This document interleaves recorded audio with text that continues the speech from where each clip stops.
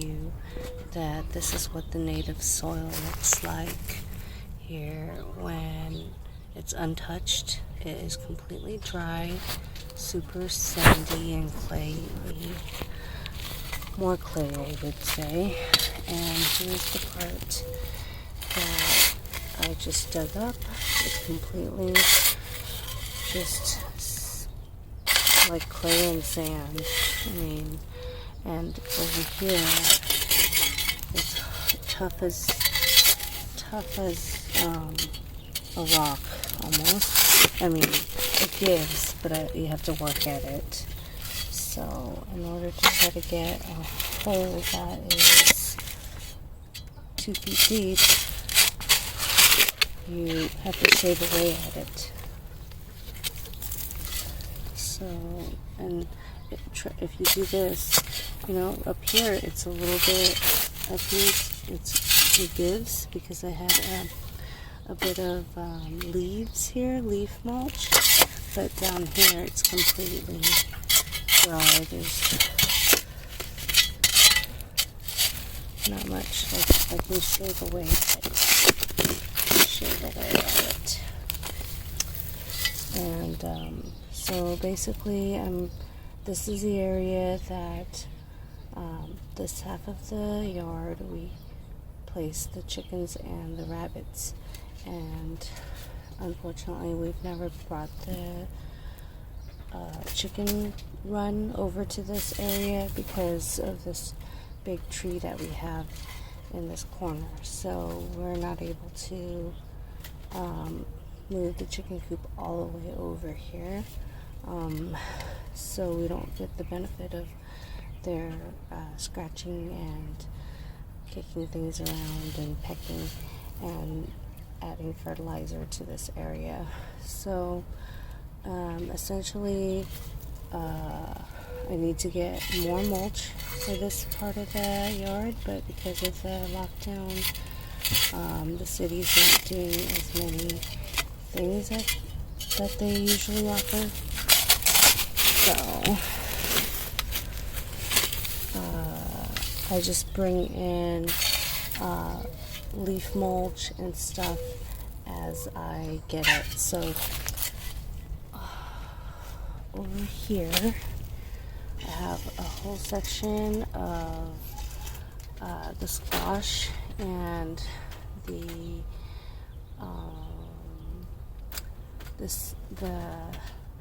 brown matter that came from collecting brassica seeds, and the pumpkin vines and stuff, and I let it sit on top of the soil so that it'll keep it protected, and over time as the insects degrade the things over here, then it will bring better soil beneath it. And as soon as the lockdown is over, I'm going to see if I can get a hold of more wood chips. So here are some branches from this tree as we're slowly trying to possibly cut it down. It's offering a lot of shade, but at the same time it's a giant mulberry tree that's been sitting here for a while, and it's kind of blocking the space that we need for gardening, and it's a fruitless mulberry tree, so unfortunately it's not that useful in the way of fruit. However, the leaves are edible, and I often feed the leaves to the chickens and rabbits. And so just a little quick take on how the native soil looks, and let me show you what the new soil looks like where the wood chips are. So here's an area where it's covered with a little bit of everything, just grass clippings and a little bit of just detritus from the yard, and it has a thin layer of wood chips. So let's dig underneath it. So as you can see, it's already retaining some moisture because it's darker. And I didn't even water this area here for the last few months. All it has had is rainwater. So it's a little bit more moist right here. And the soil is right here. This top layer is much better than what I just showed you over there. However, it's going to be very similar underneath. Oh yeah, it's pretty hard. Hasn't had water. And same thing. It's pretty clay, but it's not as dry as over there where I had done that.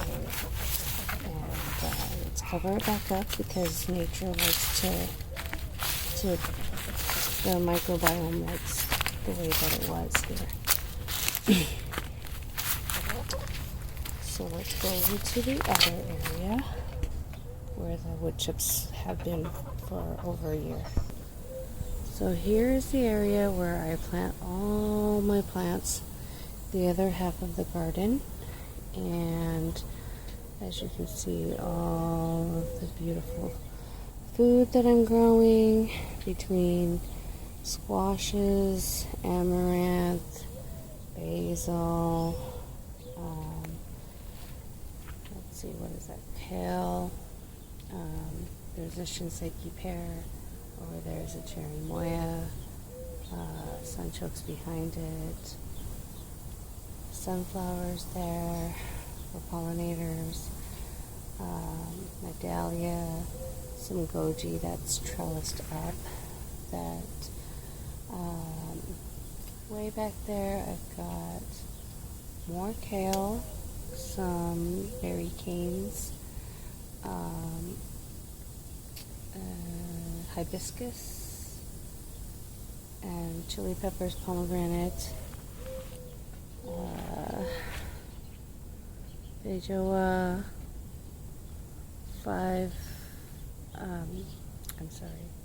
Bartlett pear, and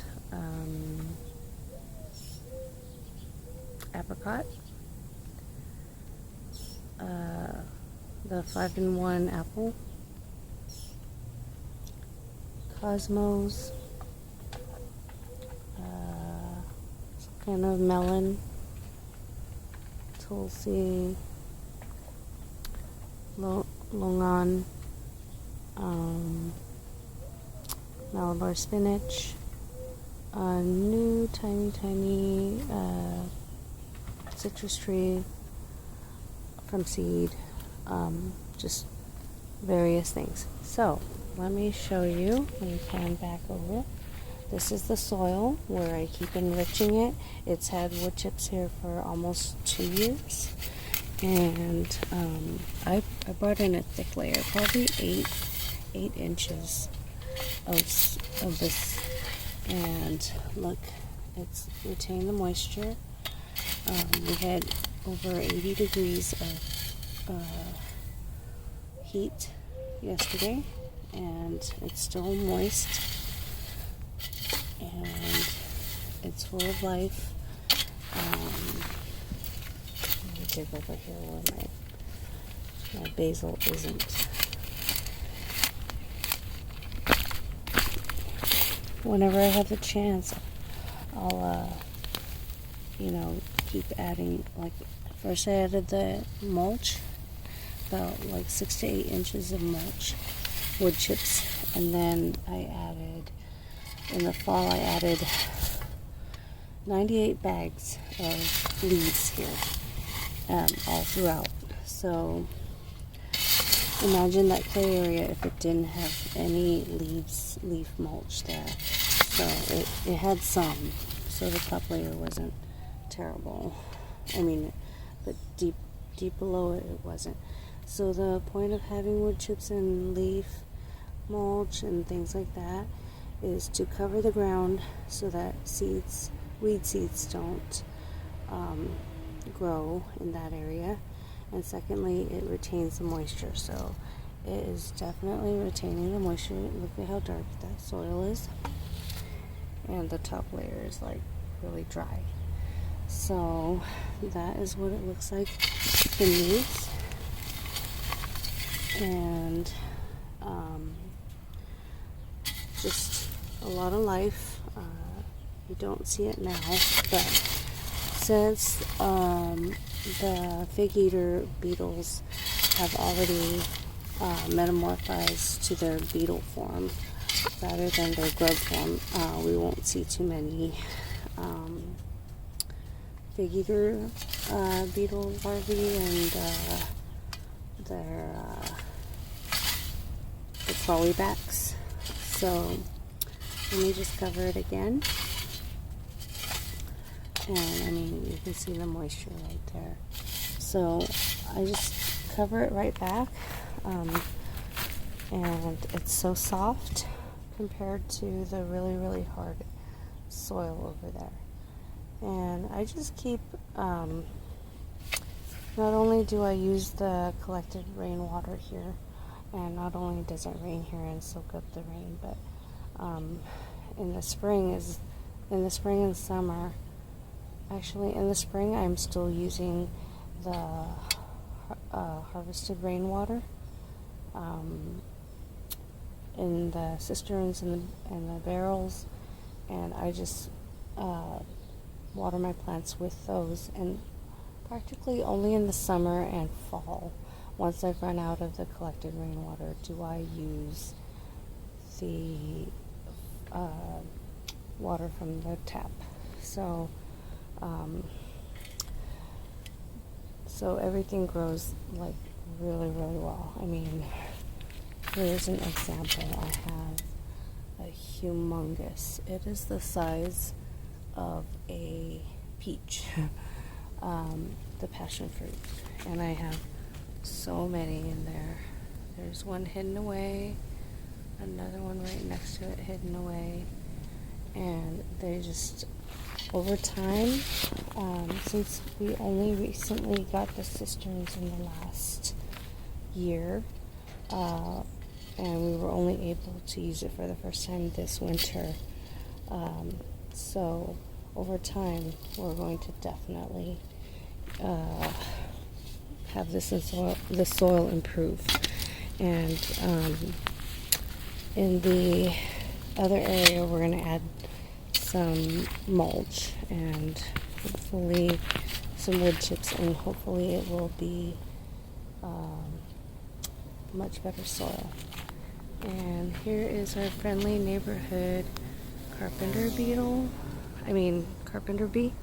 I scared it away.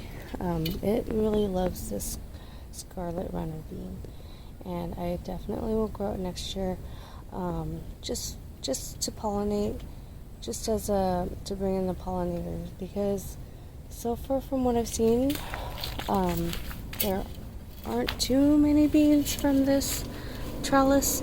However, it could be that the soil down here wasn't the most optimal soil. This is the border between the where the chickens and rabbits go, where the soil's not very great yet, and the area where I have my beautiful, beautiful garden. And so over here at the border, I don't have really nutritious, great soil. I mean, it is just as dry as that clay, sandy area. So over time, I will bring in more wood chips and leaves in this section of the garden and improve this half as well. The reason why I don't do it so much on this side is because we keep moving the chicken run, and so hope I shared enough with you regarding the benefits of having wood chips and ground cover and leaf cover, just to cover the ground and keep the moisture in. Have a great day.